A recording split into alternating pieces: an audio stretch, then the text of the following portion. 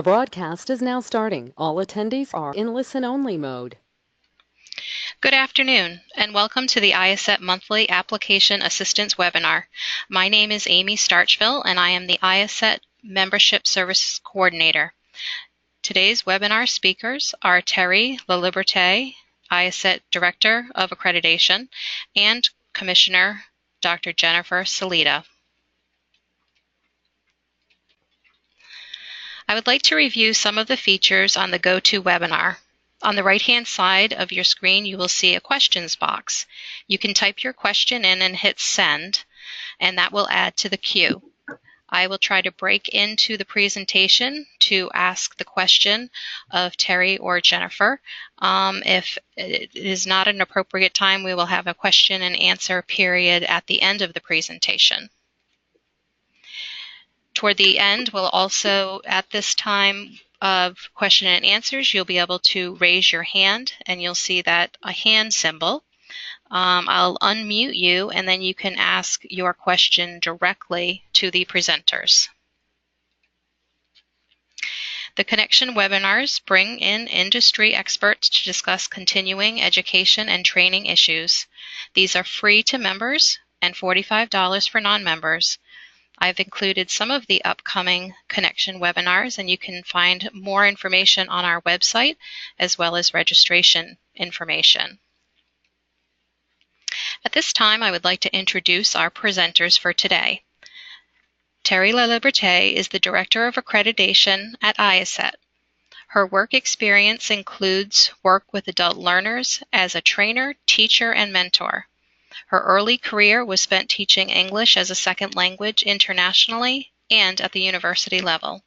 Terry moved from the academic world to the association world as she has developed train-the-trainer programs, worked to standardize trainings, and has developed global training programs. Having seen the benefits of accreditation for programs and learners, she believes in the mission of IACET and is excited to be on board with IACET. Dr. Jennifer Salita began her career with Northwell Health in 2001. Her current role as Vice President, Dr. Salita is responsible for overseeing the development and integration of the administrative functions and operations for the Center for Learning and Innovation. In 2015, Dr. Salita was also appointed as the Assistant Dean for Administration for the Hofstra Northwell School of Graduate Nursing and Physician Assistant Studies. Dr. Salita is an assistant professor of psychology at Hofstra University's College of Liberal Arts and Sciences. I will now turn the presentation over to Terry. Thank you so much, Amy, and thank you, Jennifer. It's a pleasure to be here, and I want to allow as much questions as possible. So please do, as we go through the presentation, Jennifer and I will tag team on the different aspects of the application. But if you have a specific question, please do send that message to Amy, and she will make sure that we address it at that time.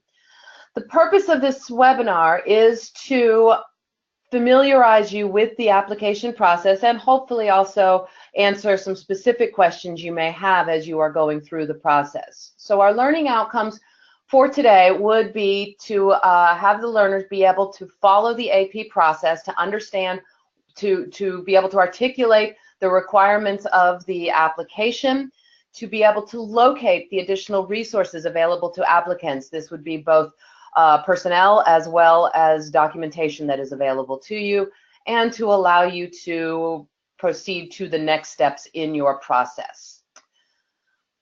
Next slide, please. The IACET mission, and is one that is of utmost importance to keep in mind as you're working through the application, because it is through the accreditation process that you will be a part of advancing the global workforce. We are looking very much to provide a standard for the framework, a standard framework for quality learning and development through accreditation, and you are well on your way to developing that quality learning through the standardization required from an accreditation process.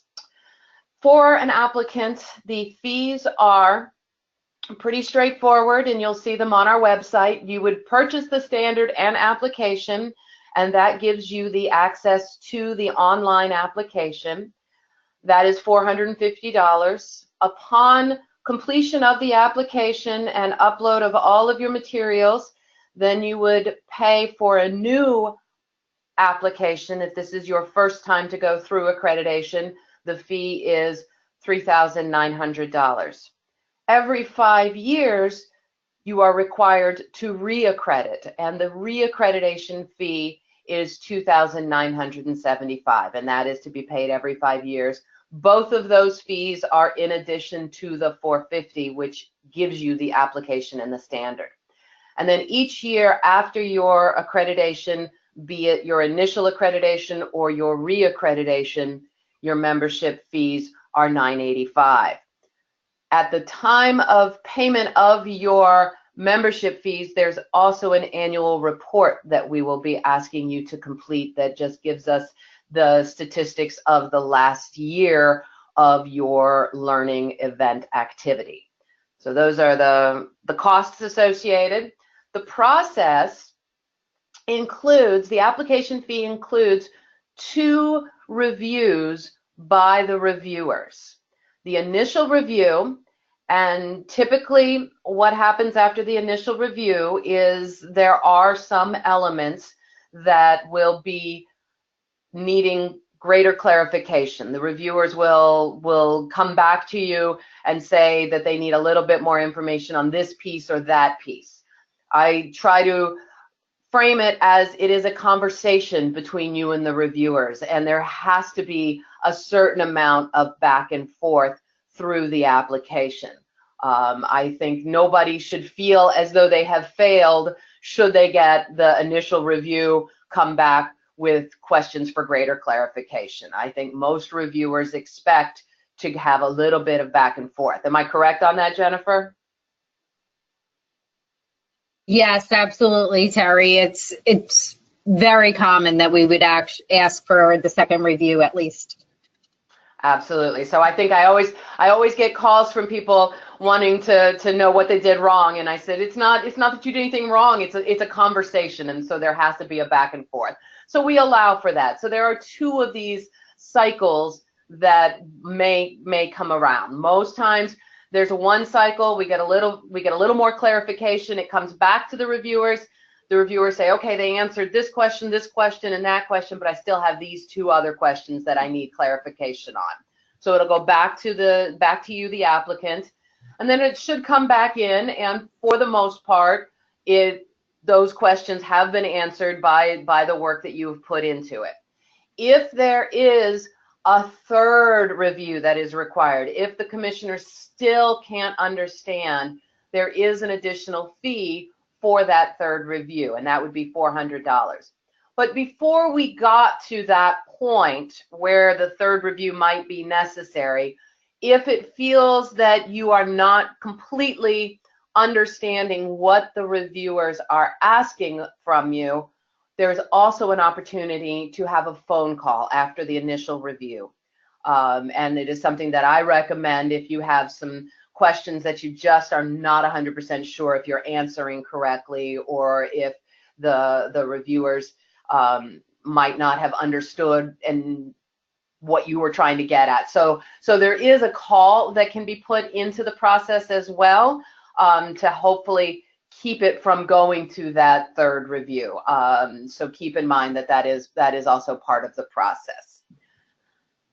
Once the application has been purchased and you are able to log into your portal, you'll see on the IACET website in the upper right-hand corner, that is your login, and that is where you would go to access the application. Just as an aside, this shouldn't matter to too many folks on this call, but for some of you, we have just made live the 2018 standard and applications. So for those of you that were still working in the 2013 application, on the next slide, Amy, can you go? Yeah. Sorry, to purchase, there's the purchase place where you would go to purchase the application. Once you've purchased it, on the next slide, you will go to your portal and you will see there underneath your profile, you will have, some of you will have one option, and those are the ones who have only selected the 2018 standard. Some are working in the 2013 standard. And if there's any questions at all about the menu on the left-hand side of your member portal, please don't hesitate to ask us. You can send me an email or Amy an email, and we'd be happy to walk you through. But that is where you would access your application. When you select your application, you will have what is called the application overview screen.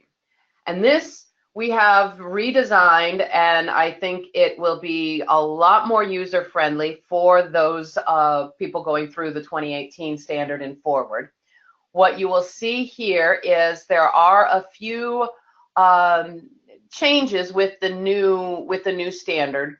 One of the key parts of this is that the application, you will see when it was purchased.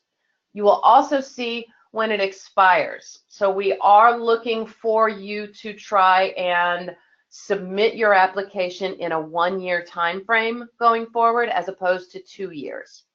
You will also see on this screen, once you start the process, when your due dates are. The timing is much more transparent in the new system, and it is our hope that it'll make it easier for you, the applicant, to understand where in the process your application is. If it's in the review cycle, if it's with you, when is your deadline to get your further questions answered?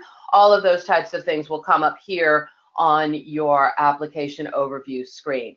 You will notice too in the lower right-hand corner on this screen, there are 3 options there that may be helpful to you as you move through your application. The first one is for those people who need the paper copy or a different version than the online. There is a way to download a PDF of the application. And this can be very useful if you're trying to educate the rest of the organization regarding the demands for the application. So this will give you all of the elements, the guidance, and the required submissions for the application. There's also 2 buttons there. View the application. This allows you to look at it only without making changes. But if you are going to be working on your application, you would want to select the Work On application. And this would give you the ability to answer the questions and upload the documents. If you can go to the next screen. So the online application contains, and the 2018 standard contains, 9 categories. Within each category, there are multiple elements. So each part of the category is broken down into specific elements. Each element is going to give you a certain amount of guidance as to what is the expected documentation to prove conformance to the standard, to that category, to that element. So that will tell you a little bit of example of the what to submit. And then it will also ask you to describe within your policies and processes how these are used to meet each category and element. Key part of the standard of the application as it is now, as of November 1st, is that the only documents that can be uploaded are PDFs. If you do not have a good functioning PDF program, it would be advisable to see what you could do to make sure that you have a program that would allow you to edit PDFs. When you have multiple documents that are needed to be uploaded to show to meet the guidance and to meet the demands of the elements, you must combine them all into one PDF. The application will not allow, in most places, it will only allow one PDF. Now, the PDF can be multiple pages, So you may end up having to merge PDFs from time to time as you go through the application. And I think that's an important piece to understand, that as you move through the application, it is all PDFs. It's a very simple interface. It's a very user-friendly drag and drop process where you just can bring in your PDFs into the application. All right, we can go to the next one. So the standard overview, as I mentioned, it has 9 categories, and each category has multiple elements within it. The framework around the circle in this graph kind of talks, I think, about the organization itself, what your business processes are and your policies, all of those pieces that help support quality continuing education and training. So category 1 is where you would state your organization's responsibility and control over the continuing education and training. In category 2, you create a learning environment and support systems. So you put in place the policies and procedures that will ensure that your learners and instructors have everything that they need at their fingertips before, during, and after a learning event. In category 3, you're being asked to make sure that the people involved in the planning and delivery of your training and the learner record maintenance all know what they need to do, have the qualifications, and are ready to support your learning events. And then we go into the middle part, and this is, I think, one of the best improvements for the standard that has come around, in that it strictly follows an instructional design process. So if you look at category 4, it is to conduct a needs analysis. So the elements within category 4 will be asking you to give us the documented process by which you conduct your needs analysis, and some documentation evidence that you followed that process for a recent learning event.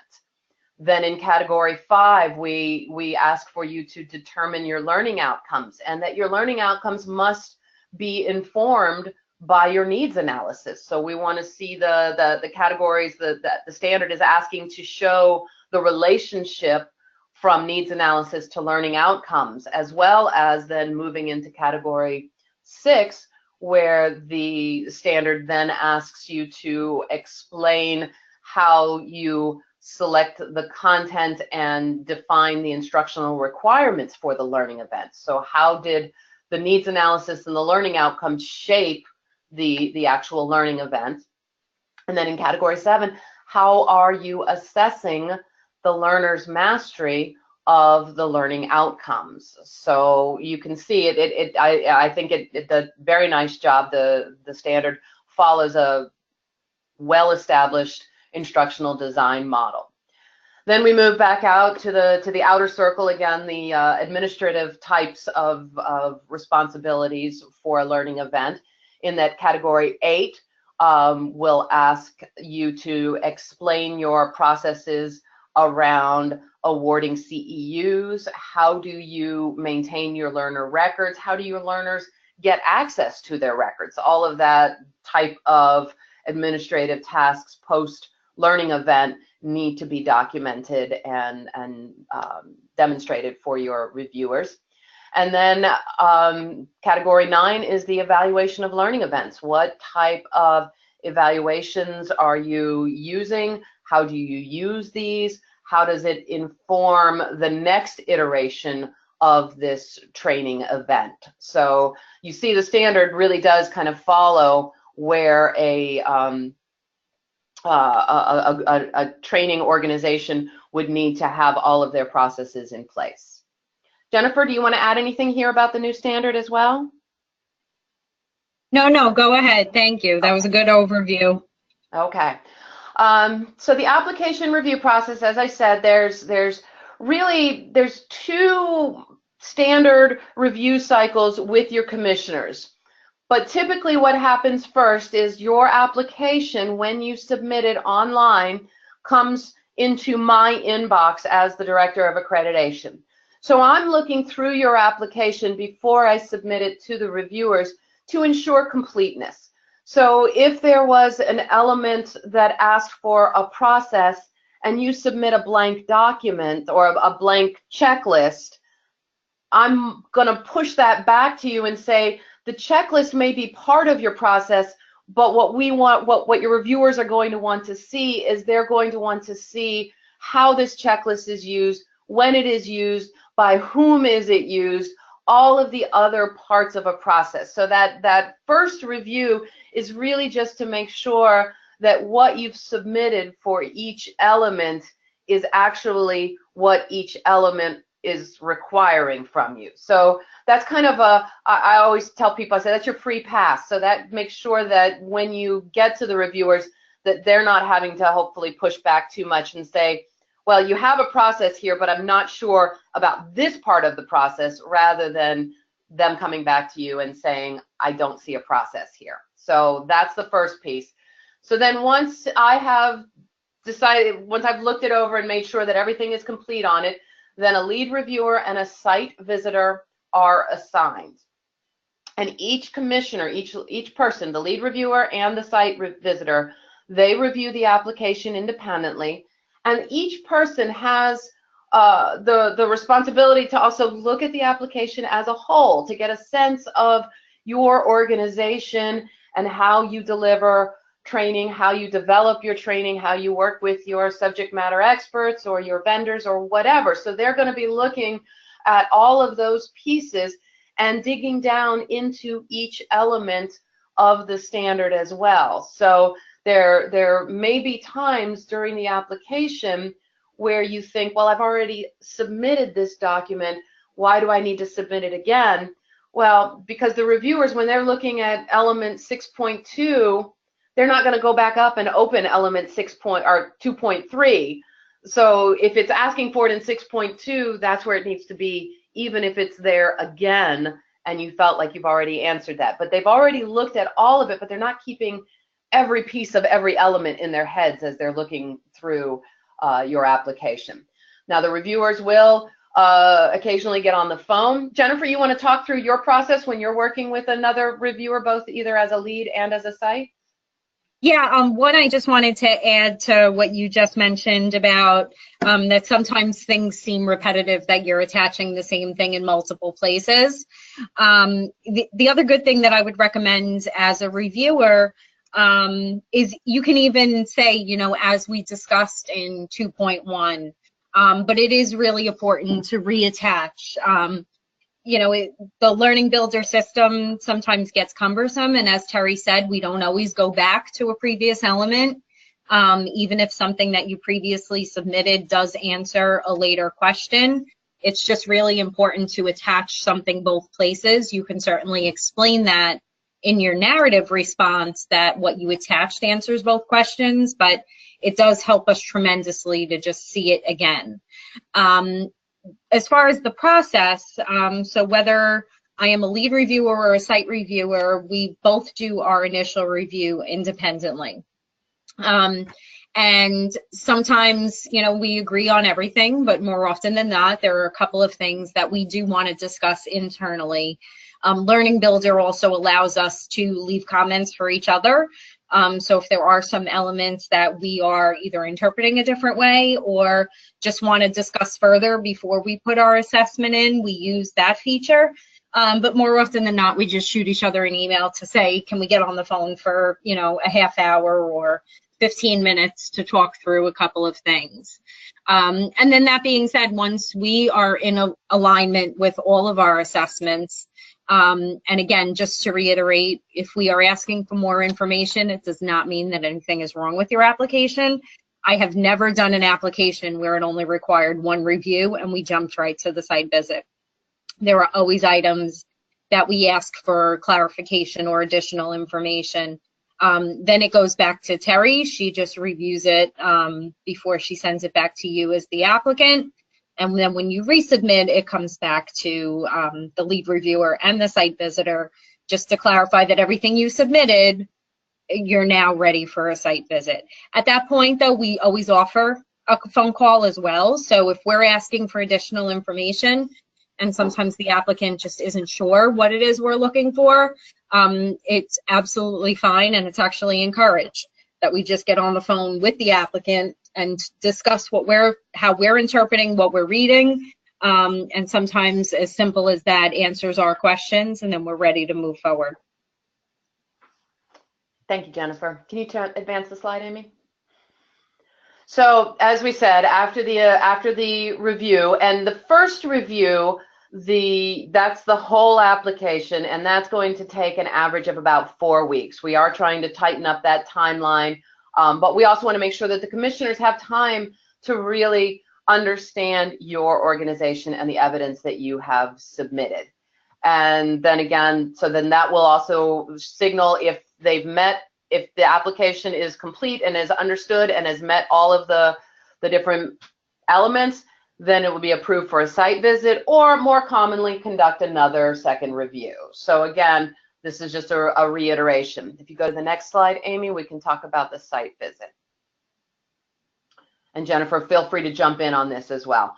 So during the site visit, the commissioner will, before the site visit is even scheduled, they will work very closely with your organization to make sure that it is done at a time that will impact your organization minimally. We are not trying to make life difficult, and we want to make sure that the site visit works for you.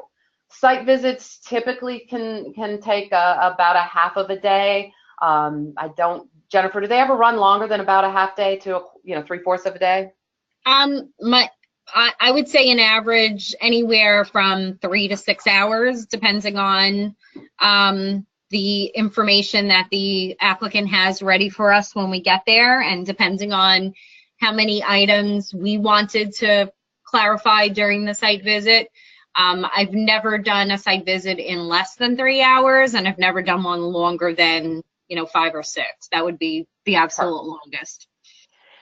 And the site visitor, when they reach out to you to start scheduling, they will give you, and it's an auto-generated email as well from the system, a very detailed list of all of the items that they will want to have available to them at the site visit. And we do ask that the applicant make sure that all of this is available for the site visitor prior to their arrival. Set it up in a conference room somewhere and make sure that they have it at their fingertips. I think most site reviewers would have a moment of panic if they walked in the organization and said, well, what did you need to see again? Let's pull that. So really just a little bit of preparation will make everything go a little bit clearer and faster during that site visit. Jennifer, I would also encourage you, I'm sorry to jump in, Terry.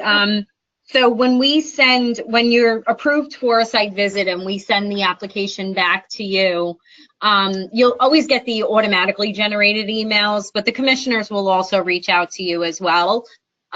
We do put a lot of comments in specific elements, so things that we may say, please be prepared at the site visit to discuss in more detail. So always make sure you read through those individual comments on each element, because they may be things that, we feel you met the requirement for us to approve a site visit, but we just want more clarification when we actually get there. The other thing is there's also a list of materials that every applicant needs to have available. It's listed in Learning Builder, and then as a site visitor, I always attach it to my email as well when we're trying to set it up. Just as another reminder, as Terry said, the best thing is to have everything prepared before we walk in the door. It really does make the visit itself go more smoothly. And it'll certainly expedite, it'll be on the shorter ends of the 3 to 6 hours rather than the full day. And one thing, I was working with another commissioner, and the way she put the site visit as, it's not an examination. It's more of, now you have an experienced consultant, somebody who knows their stuff in continuing education and adult learning, pulling up alongside of you. And you get to show off all of the great stuff that you are doing at your organization. Most of our providers are very excited when they get to site visit, because for them, it's a chance to speak to somebody who speaks their language and understands what they're trying to do. So I think a lot of people get nervous about the site visit, but I think it's really probably a wonderfully much more collaborative experience than they may anticipate. Absolutely. It's not meant to be disruptive to your operations, as Terry said. And, you know, we don't have the I gotcha mentality when we get there. We want to validate that everything that you wrote in your application is what you're doing. And it really gives you a chance to give us a further explanation and walk us through, you know, your training and development. You know, it's a very collegial visit. And again, we just want to see in action everything that we read in your application. Thank you, Jennifer. All right, let's now move to the parts of the application, the things that need to be submitted into the application. And the next few slides are going to kind of give you a general overview of that. The new standard is written in such a way that the majority of the policies that we're going to be looking at are in the beginning, sections 1, and I think there might be 1 or 2 later on in the application. But section 1, category 1, does contain a lot of policy. Submit a policy. And a policy is really the as it says here on the screen, the statement of defined expectations. Policies.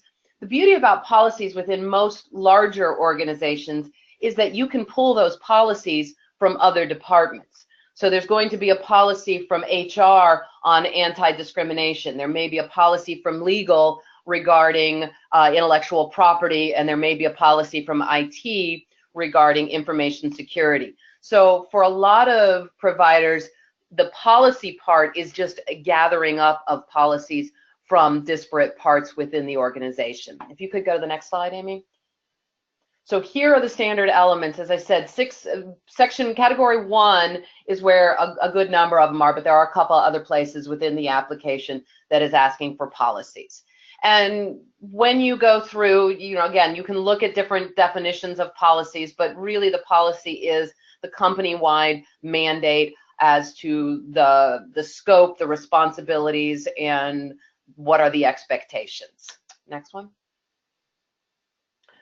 Process. The process is, I think, the one document that can really bog down the application flow, because a process is something that you do on a day-to-day basis and that you know how to do so intuitively and instinctively that sometimes it can be very hard to take a step back and really write down what are the steps of that part of the job. It's like, how do you get your child to school? Well, I get in the car and I drive along the road. Well, before you got to the car, you had to find your keys. If your keys are always in a set location, go to that set location. So you have to really think about what makes up a good process. And this is something that we do spend a good bit of time on, going back and forth in the application. So always think about a process as the who does it,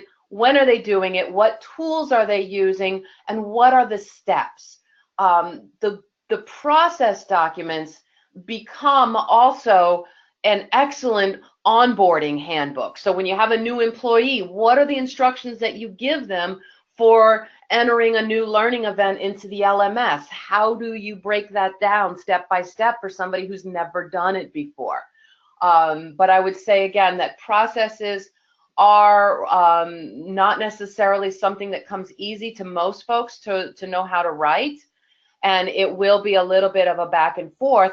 And the process part of accreditation is really, I think, one of the biggest tangible benefits of accreditation, in that when you have these processes well defined, well documented, you have succession planning within your organization, so that the knowledge of how your organization does what it does not walk out the door when an employee leaves, because you have it documented in a process, a policies and process type of a manual.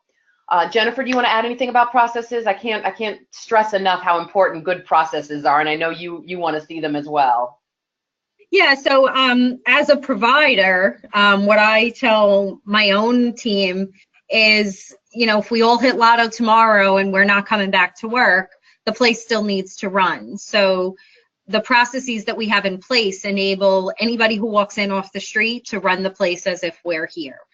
So it's really important that it gives you the who, what, and when, and the step-by-step instructions, because it shows that your training function is stable and sustainable no matter who's opening the door every morning. Yes, thank you. Next slide will show you, again, you'll see how many pieces within the application are requiring a process. So that's one of the things. If you can write a good process, then all of these elements should hopefully flow a little bit faster for you. And now processes can be written in many different ways. Those from the engineering world can appreciate the beauty of an excellent flow chart, where a lot of us, myself included, coming from an education background, I need it as a narrative, maybe alongside of a flow chart, but I can't write a flow chart that has enough detail to allow somebody to understand my process. So that is the key. As Jennifer said, I use that same example, is if you were to win the lottery tomorrow and move to Fiji, how would somebody within your organization know how to do each part of the continuing education and training roles that apply to the standard? So let's go to the next slide. So the evidence, so the process is basically you're telling us what you do and how you do it, and then each element also has an evidence component asking us to show us proof that you've used this process. And so the evidence is, it can be in the form of emails to learners, pages from the handbooks, both for the instructors as well as for the learners. It could be in contracts that you use with your instructors. Any type of evidence that shows, if you say that we have a process by which our instructors must disclose whether or not they have proprietary interest in the course that they are teaching, well, then your evidence showing that would be a slide from their slide deck saying, my name is Bob Smith, and as a part of this presentation, I'm going to ask you to buy my book, or whatever it is, but just that there's got to be some type of evidence that shows us that you are using the process. And again, when you go to the next slide, you'll see that just about everywhere there's process required, there is also evidence required. So most of the elements within the standard are asking you for, tell us what you do and how you do it, show us how you did it, show us that you did it. So that's the pairing of the elements within the standard as you go through. And they're going to want to see, the reviewers don't want to see a blank checklist. They don't want to see an email that hasn't been sent. What they want to see is actual physical materials that have been used by your staff or communicated to your learners in one way or another. So, so as I said, the AP application evidence can be all sorts of different types, but what we want to see is that for your application, we're also looking for a exemplary course. Now, the new application is asking for you, another piece of evidence is this exemplary course. So it needs to be a course that you can take pieces of that shows conformance to the standard, in that you did your needs analysis, that your learning outcomes are based on your needs analysis, that all of those middle parts of that cycle that we saw earlier are being met. The new application is asking you to submit evidence from this exemplary course per teaching methodology that you use. So what that means is, if you have face-to-face courses and online courses, your reviewers are going to want to see examples from both methodologies that you employ when you are delivering your courses. So for that piece of evidence, we're looking for a course title. We want to see the content, just in that we want to see an outline of the course. We're not looking to vet or verify your content. We just want to make sure that the course that you're sharing with us, that we understand what it is. The learning outcome, the instructional methods, and we want to see the assessment and performance criteria. So what do the learners need to do to demonstrate to the instructors that they understand the material, that they are meeting the learning outcomes? What are the measurements that the instructors or facilitators are using to meet the requirements of the course? So some courses, some providers that we work with require that the learners get 100% of mastery, where others, well, 80% is okay. So if they miss a couple of questions, or whatever your assessment and performance criteria are for each of these courses, they need to be put down on paper for the application. So we can go to the next slide. So for the application, ensure that all of your policies, processes, and evidence are written in clear and concise and simple language.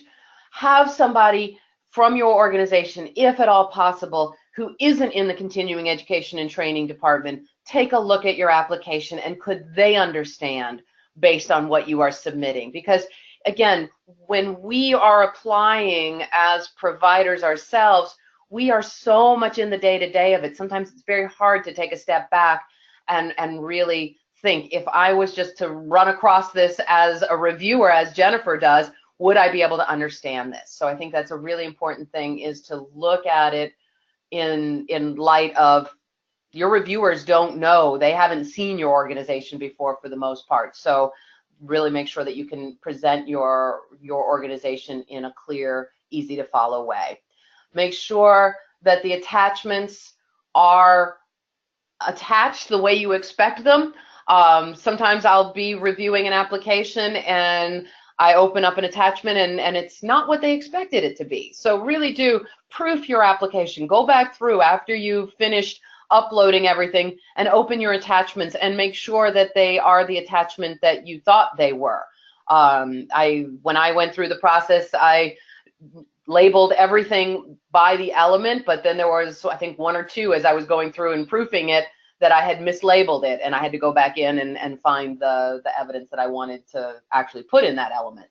And again, as I said, ensure that all of the documents that you submit are in PDF form.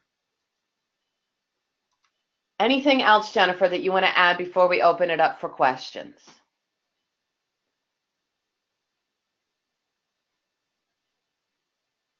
I think we lost Jennifer's. I'm here, Terry. I'm sorry. Sure. I just muted my phone a minute. No, I didn't have anything else to add. Thank you. Okay, so Amy, if you want, we can open it up for questions. Okay, we do have a couple of questions that have come in at this point. The first question is, has the distance learning guide changed for 2018 as well? Has that been updated? It is in process of being updated. There, as you know, within your own organizations, when you make one small change, the ripple effect is astounding. And so, yes, the distance ed guide will be updated. However, again, the new standard, the 2018 standard, is very much reminiscent of the 2013 standard, just differently organized. So much of the content of the distant ed guide is still applicable. It's just moved around a little bit. Okay, the second question we have is, we operate in an industry where a regulator conducts the needs analysis and provides educators the stated learning outcomes. How does this affect our certification process? That's a good question. A lot of industries, I came from the safety world actually, and so our needs assessment was that OSHA would occasionally change the ruling, and then that required us to change our courses based on the new OSHA guidelines. However, that needs analysis did come from somewhere, and so in terms of the regulators telling you what the needs are, that would be part of the needs analysis. I mean, a lot of organizations outsource to market research companies to do some of those needs analysis type of activities. So what I would suggest is that do the amount of research that you can to find out how the regulators and what the regulators are using to come up with for the needs analysis, and then incorporating the learning outcomes that they are mandating from the needs analysis. Again, I would suggest that as an organization, I know that I would also want to understand the crosswalk between the learning outcomes and the needs analysis. So if they don't provide that, then what I would suggest your organization do is to go through that activity yourself as the provider, so that you would be able to, with 100% assurity, say, yep, the regulators are right, which I would hope that they would be, but then that would also have you, having gone through that process, have better understanding of the learning outcomes, why they are there, and then that will help you, I think, better implement them throughout the rest of the course design process. And Jennifer, I'm going to let you kind of finish up on that one too, if you wouldn't mind, because to me that's a question that comes up quite a bit. Sure. So what I would say is document what you have. So, you know, if your learning needs are dictated by some outside force, whatever that may be, so if it is a regulatory agency or, you know, rules and regulations, laws, whatever the case may be, as long as you can document that, I mean, I would accept that, and then you would be then making the connection from whatever is being determined to be your learning needs, even though your organization didn't necessarily come up with it themselves. How did you develop your learning outcomes based on those regulations? Thank you. Okay, we have another question. They're explaining that they're a very small program. We have reorganized since our initial accreditation and don't have a legal or HR department.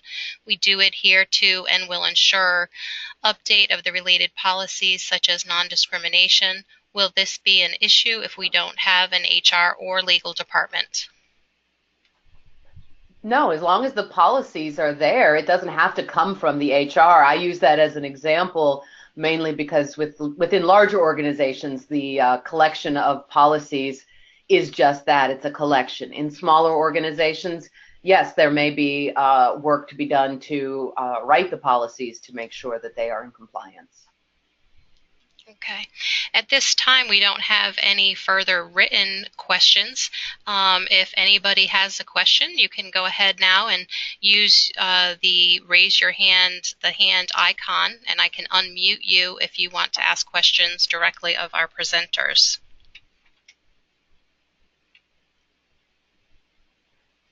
Okay, we have a question from Sarah. Go ahead, Sarah. My company is in a unique situation because we are a subsidiary of a larger company that's going through bankruptcy. So although we do subscribe to several policies, some of them are currently in flux because we are, they're in the middle of trying to sell the company to somebody else, and some of the policies are switching over. Mm-hmm. So am I okay to submit the policies that we standardly operate by at this time, knowing that they could change or could have adjustments in the coming months if our parent company does indeed get sold? Jennifer, I'll let you jump in, but my gut would tell me that is when you submit the application, whatever policy that you are operating under that day, that would be the policies to submit, with the understanding that at site visit, you may end up needing to provide newer policies. Okay. Yeah, I would agree. Whatever is in place at the time of application, certainly submit. If anything does change between when you submit and when you actually have your site visit, just be prepared to demonstrate to the site visitor the new policies, or, you know, at that point, if nothing has changed, provide an explanation that everything is the same as it was. Okay, thank you for clarifying. Mm-hmm. Are there any other questions at this time? Okay, I don't see that anybody else has any further questions. Would you like me? Oh, one moment. We do have another question. Sure. Can we open the renewal application now, even if the visit is for July or June or July timeframe?